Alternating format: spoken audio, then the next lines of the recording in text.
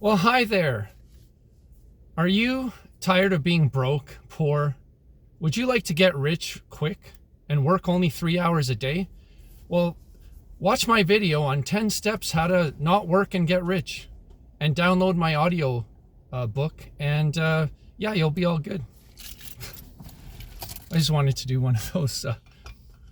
Yeah, is that form of video and that sort of marketing, is that dying off? It doesn't seem like that shit used to be big. Like they used to promise you the world if you bought their courses. And I looked into some of that affiliate marketing and all kinds of stuff, programs you could buy. And yeah, it's a lot of it's just doesn't really make sense to me. I don't know, maybe it worked for some people, but I know real work, real careers, real job, real education is probably still the way to go. So thank you for all who have watched the last few videos. They're doing fairly well for a brand new channel, is what they tell me. So I'm kind of happy about that. Appreciate the love and support and the comments and the likes.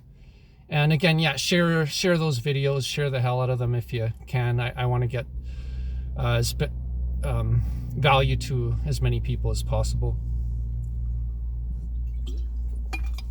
So today, I like to talk about gig work, the gig economy, and the fact that there are a lot of people, some are doing it as an option, as extra income, and some, unfortunately, are doing it out of necessity because they were either laid off or they just don't have the skills or the education to get a better paying career and a steady job. Especially if you're over 30 and 40 and find yourself doing gig work like Uber and DoorDash, stuff like that. It's it's kind of like a symptom of what's going on economically. The fact that people even have to do this, that are maybe educated but still can't get steady work in their career. These companies are laying people off, and all the hard times and challenges of today. So what I want to reveal for you is that I actually have a side hustle as well in that realm. If you haven't seen my videos before, I am a certified journeyman locksmith. I do mostly commercial locks and doors and hardware. And I started working for myself 2 years ago after working for a larger lock and door locksmithing company for 20 years. So I went into the self-employment with experiences in the trade.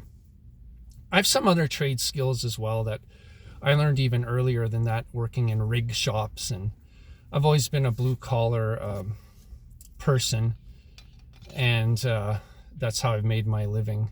Now with locksmithing, I did go to school, apprenticeship program. So there's some education involved and a lot of on-the-job training as well. So it took a while to get proficient at this skill set and to actually be able to do it for a living. Although working at it alone now with my own company is challenging, because just the challenges of running a business and all the increased expenses, as I mentioned before. But it's not too bad.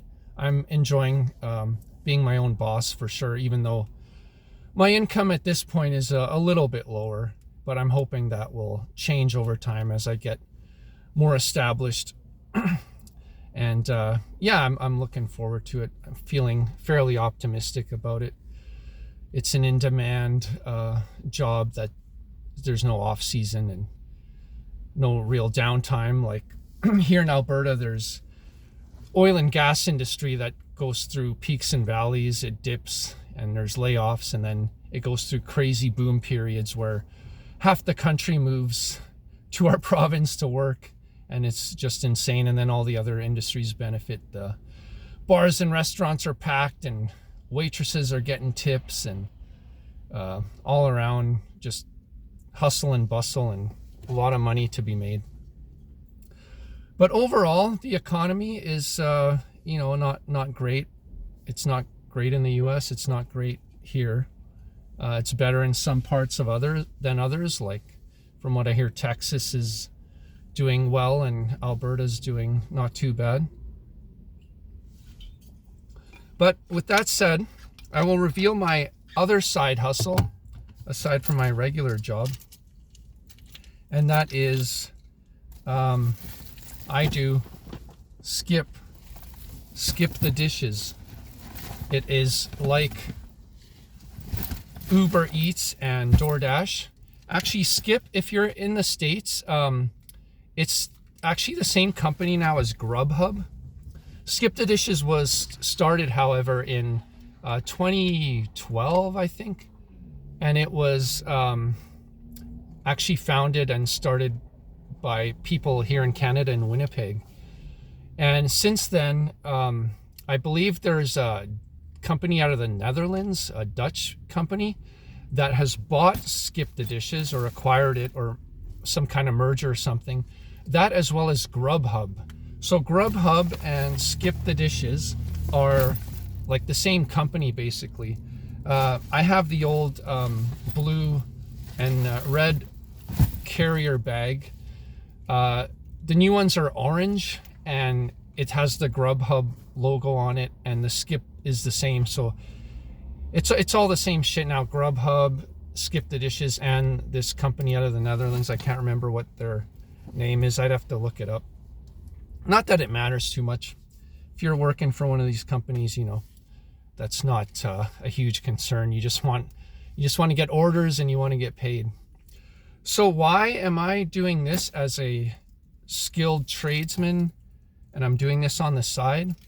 I don't do this as often as I did, but the story goes, 2020 happened. The pandemic, plandemic, scandemic, or maybe, a legitimately frightening time in our strange time and scary time in our history here, recent history. And I thought it would be fun and kind of cool to do this job on the side because I was still working full time for an employer.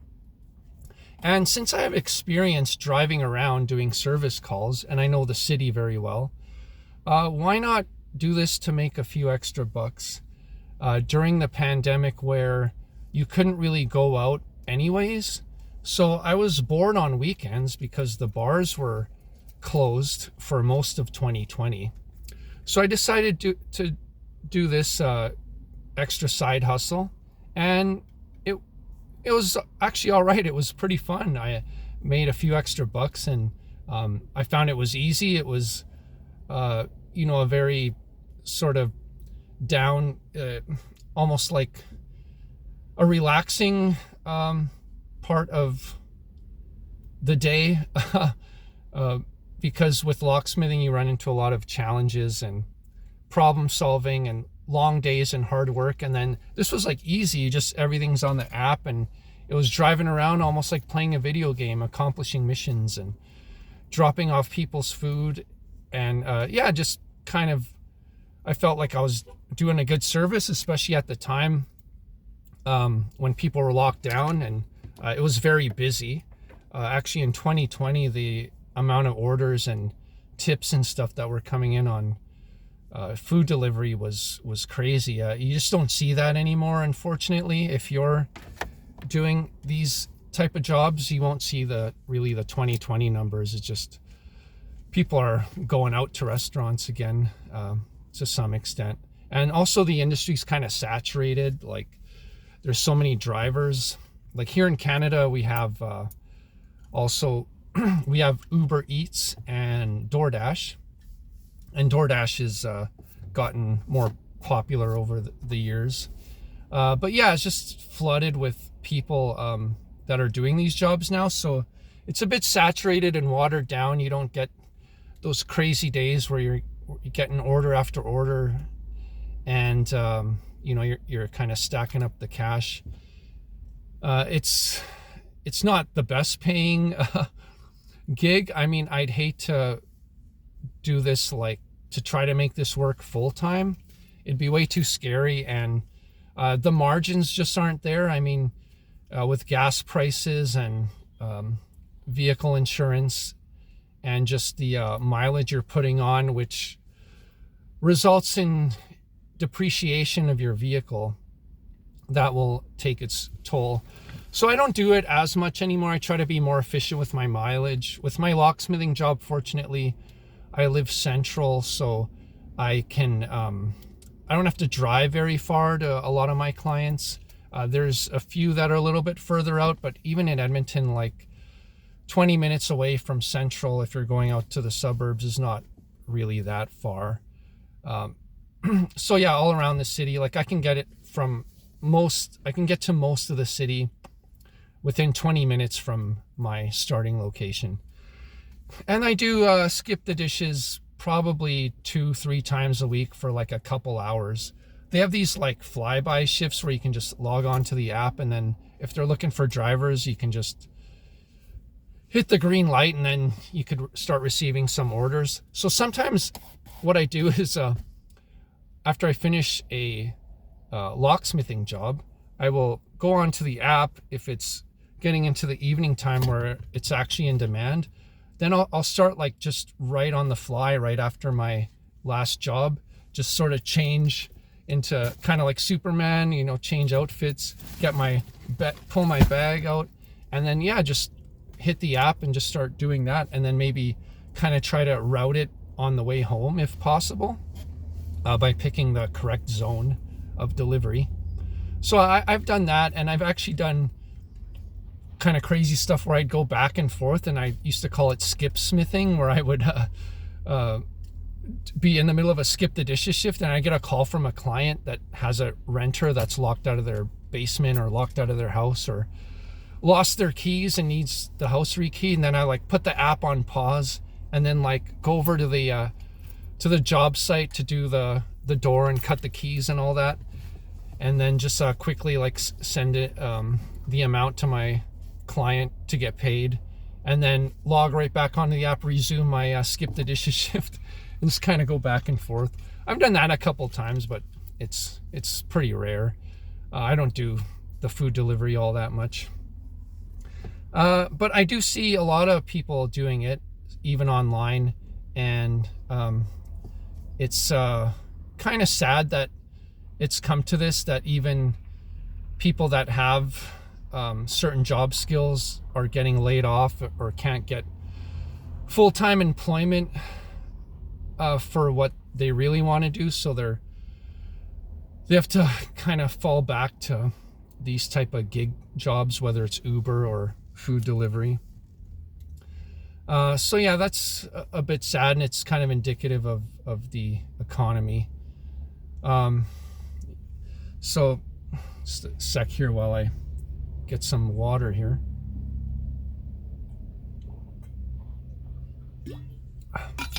It is well into March here, and in this part of Canada, it's an odd time because it's not really spring yet, and it's not really winter, but it's not that warm, and you don't know what weather you're going to get day to day. A couple days ago it was balmy, sunny outside, and now it's cloudy, and it just snowed yesterday, and it's still in the minus degrees now. So yeah, it's not the most exciting time. It's tax season, and people are still trying to catch up on bills from the holiday season. So it's not till like mid-April, early May where things start to get a little more cheerful and sunny, and the days are longer, and people start getting a little bit more money in their pockets. Life is better. Life is really good here in the summertime. But anyways, back to the gig work. There's also been debate on whether gig work really counts as like a real job. Now, I don't want to demean or downplay, or definitely is not anything to be ashamed of. It's a great service you're providing. It's convenience. It's a great thing in the world where you can be sitting on your ass at home and have the choice between Wendy's, McDonald's, or Arby's, or whatever you want to eat, and deliver it right to your door. If you want pizza, if you know some other Chinese or Indian place, there's tons of them around here. You could pretty much all of them do food apps now. So yeah, it's a wonderful time in terms of that. But as a gig worker, it's tough to really define, like, can it be a career? I don't know. Like I say, the margins are bad. It's hard to make like really good money. So, and also I don't know if like governments and stuff and like Stats Canada or, US Census or whatever, how they count job numbers and employment rates and all that. Being a gig worker, is that like, do they even count that as a full-time job, even if you are, even if it is the only job you do and you're trying to do it 8 hours a day? And that's the other challenge, is like, it's not very busy between like 1 and 5 in the afternoon. So you're mostly doing this in the evenings to actually get some orders, or around the lunch hour. That's your only hope, really. So I don't know if, like, does it count as a real job? I mean, there's no benefits. There's no like real overtime pay. There's no holiday that they can pay you for. It's not like you work for DoorDash for a year and then you get 2 weeks off and they somehow put extra money in your account to, cover your holidays, or, like I say, no benefits. And, even that you have to kind of do your own taxes as well. With that, you got to report the income you make, and then government figures out how much, or your accountant, which you have to pay extra for, of course, figures out how much taxes you owe. As with an employer, most of them do that in the accounting offices at your company. So yeah, it's different. And like I say, it sucks that you see more and more people having to do it. And I try to do my best. And even though it's not like a serious job, you're not, as far as like importance, it's not brain surgery, or not, saving somebody's life. But it is cool that people can use this app and you can provide that service, and there's nothing wrong with it. And I hope whoever's doing it continues to actually have success, and I hope you get more and more orders, and I hope the economy improves so that people can start giving you better tips. But I ultimately hope you get the real job that you wanted, the full-time with benefits, job security, and something you can really make a living at comfortably. Because food delivery is inconsistent. You don't know when it's going to be busy. There's no guarantees of income. And like I say, it's saturated with people, especially, I'm sure you've noticed the people from the third world that come here, and, it's just kind of the only jobs they can really do, or cleaning jobs or something like that. But it's actually funny because I don't know, to put this like more politically correctly, there's not many food delivery drivers that look like me, if you know what I mean.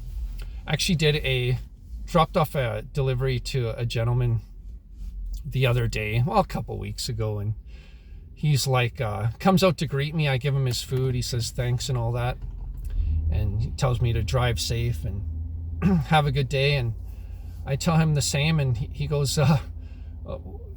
hang on, you know what, don't take this the wrong way, but seriously, I mean, honestly, I've been using DoorDash and Skip for like 3 years, and you're the first Caucasian guy that's ever brought me my food. And I was like, okay, well, yeah, that makes sense. And that's what I notice. I'm in the very, very large, or the very, minority of these type of jobs. So do I really need to do it? Probably not. But it helps because working for myself, it's also can be slow times, and this helps supplement my income a little bit. So I think there's been times where I do need it, and I am trying to cut in or make a dent in some of my credit card debt, and the side gigs are helping. So I'll continue to do it as long as I enjoy it, unless I get really sick of it, or if my full-time business, my locksmithing, takes off and I do better at that, then I may retire from food delivery, or at least take a break from it. And I'll just leave you with this last thing. If you use these apps, like if you're a customer for Grubhub or DoorDash or anything, what I notice out picking food up and seeing other drivers is, unfortunately, and just to be honest, a lot of them can be pretty lazy. They don't zip up the thermal bags. They just kind of put the food in, and you're supposed to zip it up to keep the food warm. They're too lazy to do that. I've seen it plenty of times, and even here in the Canadian winter where it's cold as hell, they still won't do it. And I seen some of them throw the food in the order in the trunk, which you're not supposed to do, because you don't see it moving around, and food can spill and can get mishandled. So be aware of that. I don't know if there's anything on the app that you can put to remind the driver to zip up the bags and keep your food warm, and also be more careful when handling it. So yeah, that's about it for today. This video is about gig working. If you are doing this type of gig work, let me know how it's going for you, what you think about it. Do you enjoy doing it? Like I say, I didn't mind it. It was good for me during the pandemic when there's nothing else to do. I was bored. I was making a few bucks on the side, and I've just kind of kept with it, just had it in my back pocket for an extra income source. So yeah, if you're doing it, just try to be efficient as possible. Hope that costs kind of come down for you so you can get a little better margins and be a little more comfortable at it. And yeah, that's it. Thanks again for watching. I appreciate all your previous comments and all that stuff. Hope you like this video, and stay tuned for a lot more that's coming your way. And I'll see you on the next one. God bless you. Enjoy the week. I don't like Mondays. Actually, it'll be probably Tuesday morning before you see this. It's Monday afternoon now, and I am off to the next hustle. Peace. God bless you. Out.